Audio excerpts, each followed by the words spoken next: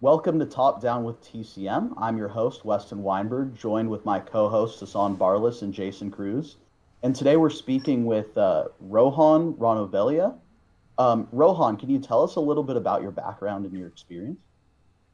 Yeah, of course. Right now I'm, part of the uh, Titan Capital program with these guys. I'm a fourth year at Cal State Fullerton, majoring in finance. And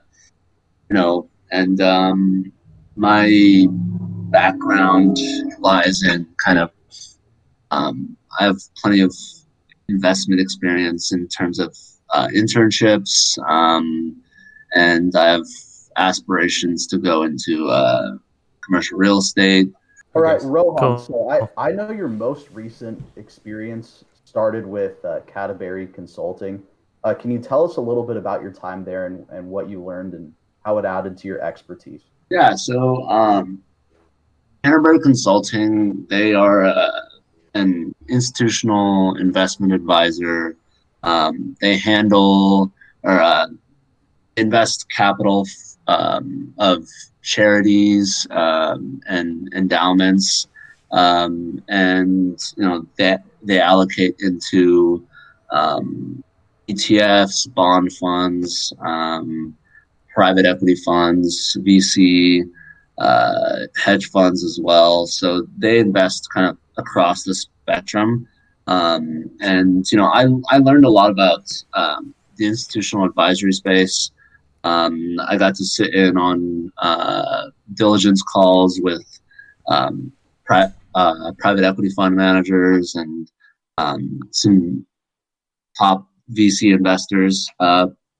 So I got to learn quite a bit about those industries, and it was a really interesting experience. Amazing culture there, very immersive, and they really kind of show you the ropes into how to uh,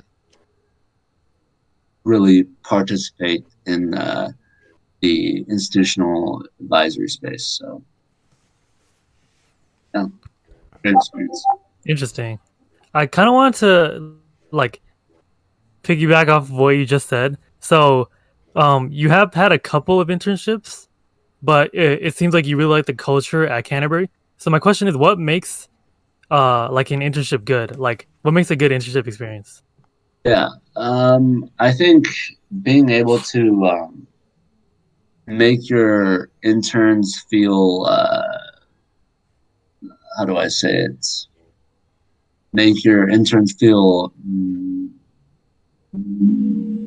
needed, I guess. In a way, they were always able to, allow me to join calls, which was really helpful. Any kind of requests I had in terms of what I want to learn, they always got back to me, and I was able to when I started. People would reach out to me and say, "Here, welcome to the firm. I'd like to schedule a call with you to to get acquainted to my department." I had a call with the head of IT. I actually had a call with the president of the firm, Debashis Chaudhry, super nice guy, and he gave me a ton of great advice. I scheduled calls with uh, one of the MDs there.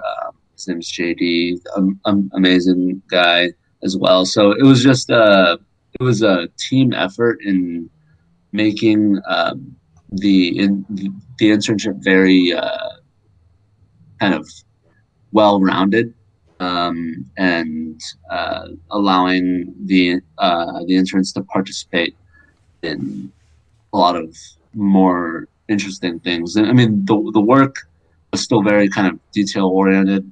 Um, a lot of it was, but you also got to kind of do things alongside the kind of main investment team and participate in really interesting research. So Cool. Remind me, yeah, what was your title there at Canterbury? Like, what was your position title? it was like a investment analyst intern. So, as an investment analyst, what did your day to day look like for Canterbury as an intern? My day to day. So let's see. You got in.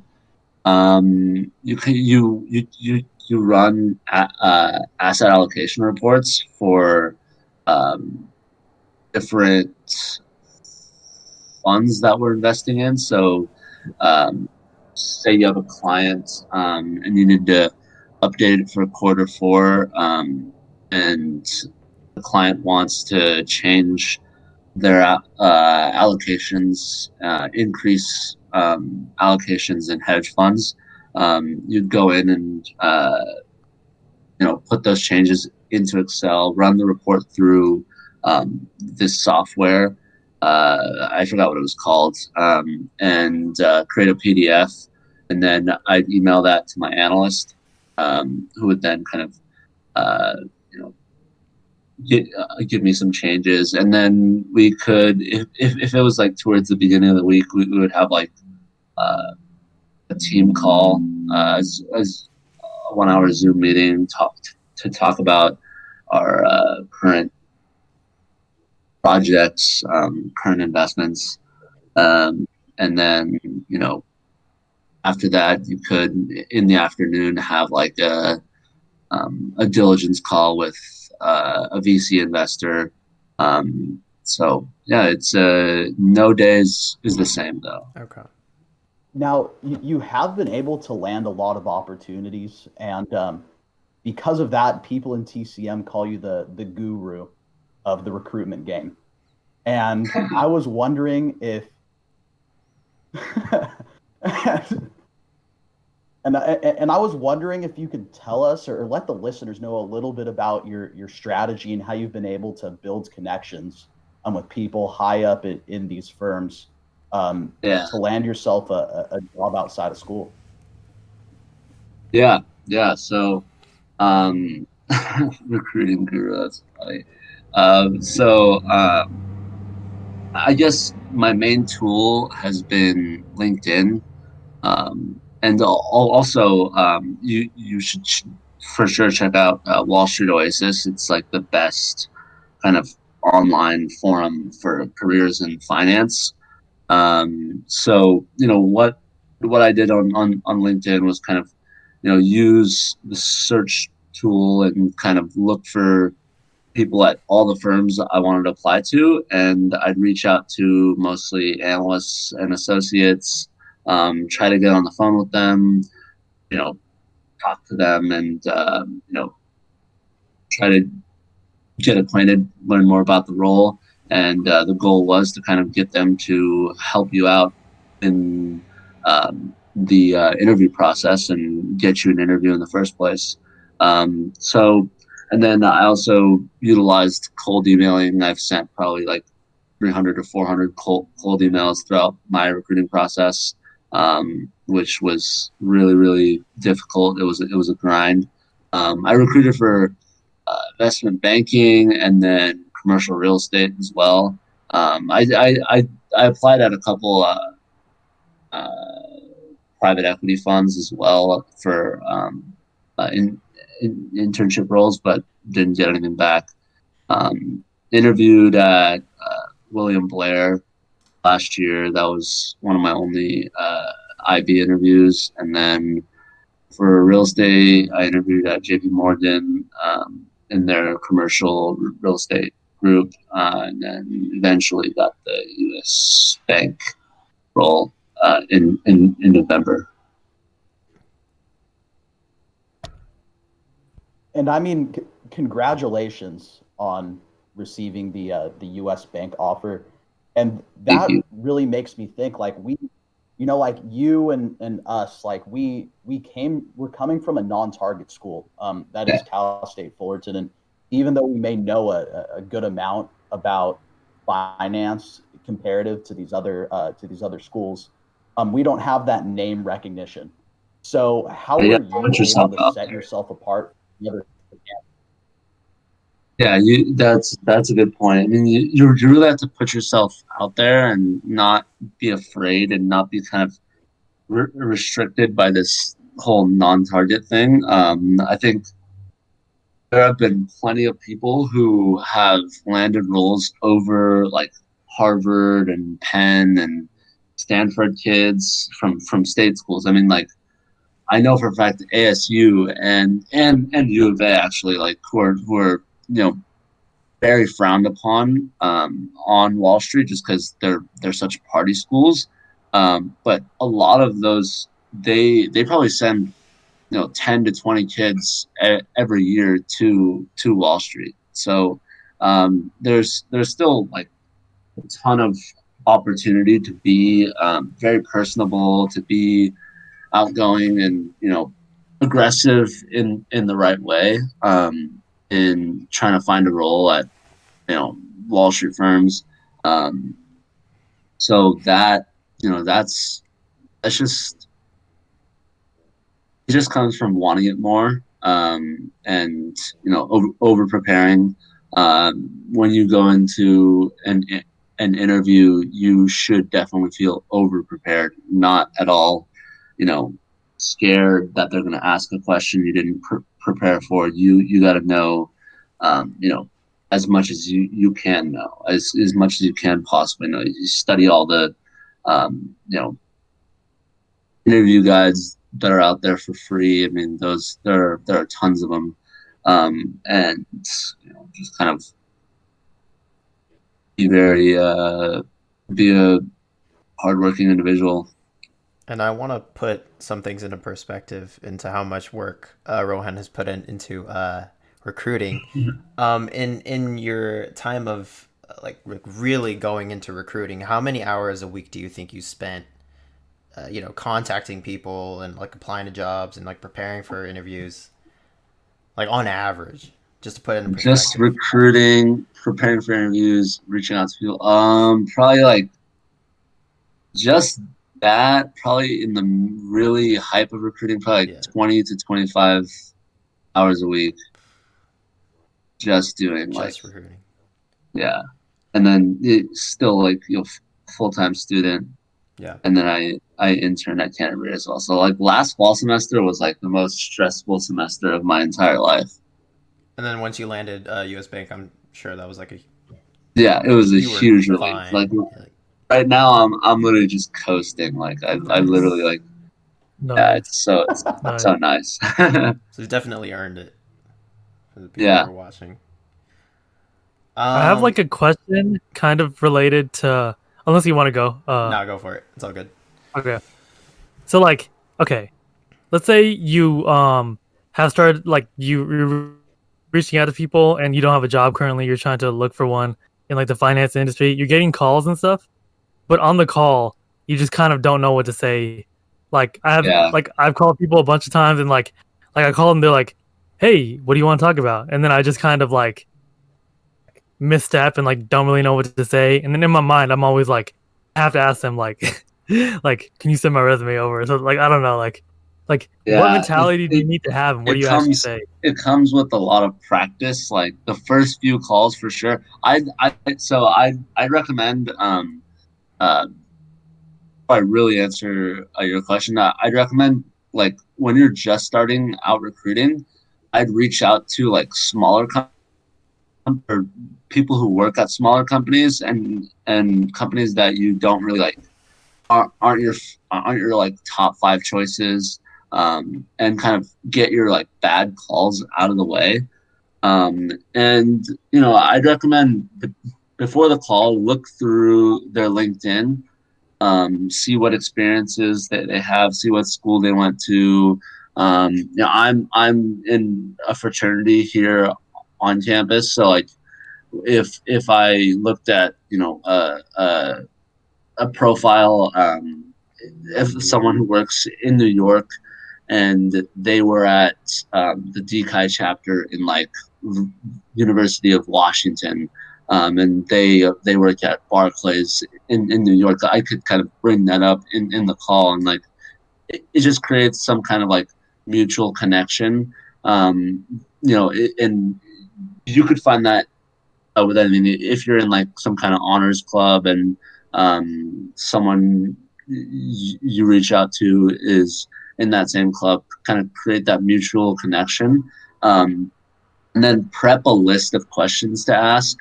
I usually start off the call. They'll say, okay, hey, how's it going? How's your week going? And then I'll usually say, yeah, I'd love to kind of talk about kind of your career path and why you got into this field, and then I can tell you a bit about myself.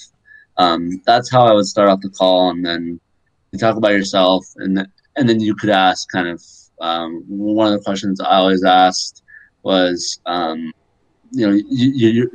say, oh, you're an associate now.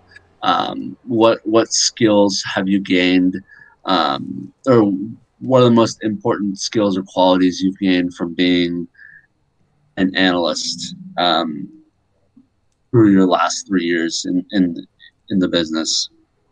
I'd ask something like that. I'd ask kind of if I want to go into a career in,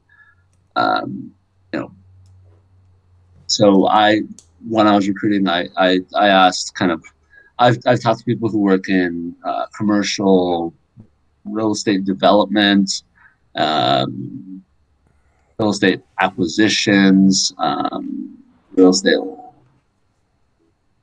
lending as well. So I would ask them kind of, what's the best place to start? Do I start in brokerage or do I go straight into development? I would ask things like that. So that's you have to prep for the call itself. Okay. So, which sector of the real estate industry are you looking to Well, go in? so I worked at a bank, right? So they create and structure loans for commercial acquisitions. So if a private equity firm or a REIT would come to us and say, okay, we want to buy this office in downtown LA. Can you put up, or we're going to put up 25% equity. Can you give us the rest in debt financing? So we'll do analysis on firm itself, on the private equity firm. Can they pay off these obligations? And then we'll do historical analysis on the office property as well. See what tenants are in place. What's the term of the lease? How long do they have these tenants locked down? Can they operate well within the next 5-10 years, however long our loan is structured for. So yeah, that's what I'll be doing as an analyst, creating pro forma models on real estate properties, and yeah.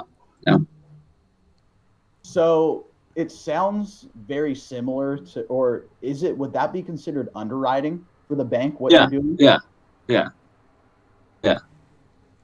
So Definitely. because I worked in the residential industry for a bit, and I'm wondering how is it different in commercial? When it comes to seeing if the consumer or the company can pay back the loan. Well, it's a lot different because commercial properties, obviously the loan sizes are much larger. I think the average loan size at U.S. Bank is at least in the California office, it's $40 million. That's the average loan size. So, and for homes, what you were doing, there's already kind of a tenant that's going to be in place, which is the homeowner itself going to be staying in that home. The difference between commercial and homes or condos is that investors are buying it as an investment property, not a kind of home to live in. So that's why it's different in the analysis. It's more institutional as well. So yeah, but in terms of, you I assume you didn't create kind of cash flow models on homes and stuff like that when you were underwriting. So in commercial real estate, you have to do that. Uh, there's a whole process that the underwriting process entails. So It's interesting. I thought I thought you were a commercial real estate analyst. That was it, right? That's the title. yeah, In my head, it was like valuating like properties and stuff, like using DCFs, but I didn't know it was that yeah. I mainly. mean, you do that, but you're still kind of acting as an investor because you're using the firm's capital to provide loans for these properties. Got it. We also do bridge financing as well. So if a developer wants to redevelop a property, and he needs some sort of financing on it, we'll provide that bridge to them to complete the project. So, and then there you'd have to analyze kind of development costs, and things like that. So Right, that makes sense. it's a really interesting role. A lot of people I've spoken to, who I actually have spoken to, and am pretty close with this guy who used to work there as an analyst for 2 years, and he's now working at a private equity firm that invests in properties as well. So he said it's an exceptional experience. I'm definitely excited. So Rohan, I've noticed that the commercial space, like when it comes to REITs, has really been decimated due to the COVID-19 pandemic. And I know that you are on the real estate team in TCM. So I was wondering, what sort of properties have you and the team been looking at? Like, were you looking more towards commercial, or like industrial? Like, what sort of real estate, like or what sort of REITs have you been looking at? Um, so, well, the REIT space during COVID, only some property types have been really hurt. So, um, office is one of them that struggled a lot. Office and hospitality and retail. I think uh, REITs who specialize in owning apartment buildings and condos, they continue to do well, especially in kind of the suburban areas. So, like on the outskirts of New York, a lot of development is being started or was started in 2020. A lot of development in the apartment space. So that sector in real estate has been doing well.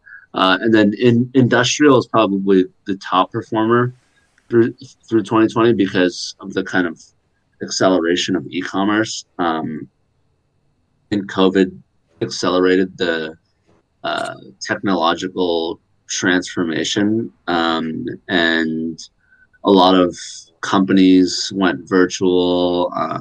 Amazon did exceptionally well. Walmart, Home Depot, a lot of companies that store a lot of inventory. They had to buy industrial warehouses. So industrial REITs did very well, and we're looking at Prologis right now as a potential add to our portfolio, which is the largest industrial REIT in the U.S. So yeah, that's kind of a breakdown of it. I think in 2021 we're going to see office recover a bit. Hospitality especially in kind of large town areas like in downtown LA, downtown New York, Chicago. They're still going to struggle because kind of corporate travel is still not even close to where it was. It's still not going to recover until 2022, but kind of hotels that are more resort style or, in Florida or Texas, they're going to start doing well in 2021 with COVID restrictions being lifted. So the office space is going to start to recover pretty soon as investors start to be more open to buying office space and developing office space because that's been kind of at a halt in 2020 because no one was in the office. So Well, yeah, thank you so much, Rohan, for joining us. We learned a lot about recruiting. Definitely people from TCM and Smith who watch this episode can definitely take some helpful tips from how to get internships, how to find a good internship, and we also liked hearing about real estate. So thank you so much for joining us this week, and awesome. we'll see you next time on Top Down with TCM. Yeah, I appreciate you guys' time. I'll see you guys soon. Yeah, thank you, Ron.